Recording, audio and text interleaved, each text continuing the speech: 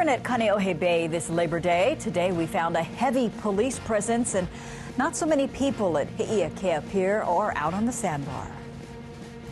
Good evening and thanks for joining us. I'm PAULA AKANA. Things have changed for people spending their Labor Day at HEEIA PIER and at Ahu'olaka, also known as the Kaneohe Sandbar.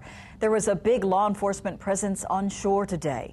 KITV4's Dick Allgaier reports on the regulations and the show of force by police to let the public know about those regulations. It was a beautiful day on the bay, but the crowds were way down. At the pier at HEEIA, DLNR officers and sheriff's deputies were there in force. At one point, there were more than a dozen officers. Some folks on the pier say it was a bit intimidating. I just think it's too much. They don't need that much, because I could see and then even the parking lot is empty, so you can tell the parking lot is kind of empty. There aren't that many people, boaters. Even at the sandbar is pretty empty. Over the Memorial Day weekend earlier this year, a man died in a fight at the pier. Officers wanted to prevent anything like that today.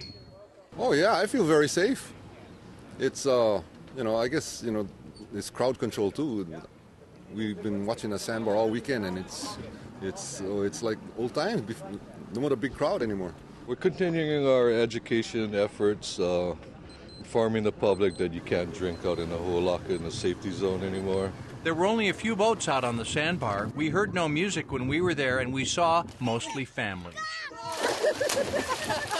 Things are a little bit more family-oriented, and parking at the harbor is a lot easier nowadays, so it helps a lot. There's nobody parking all up and down the sides of the streets anymore, so getting in and out is a lot easier. So it's a big difference out here with all the stepped-up enforcement. Tonight at 6 o'clock, we're going to hear from some families out here to see how they feel about the added enforcement and how it changes their experience. Reporting from Kaneohe Bay, Dick Allgaier, KITV4 News. Now, DLNR officials imposed a temporary ban on alcohol at the sandbar that's in effect on 3-day weekends. The new rules will be reconsidered a little later.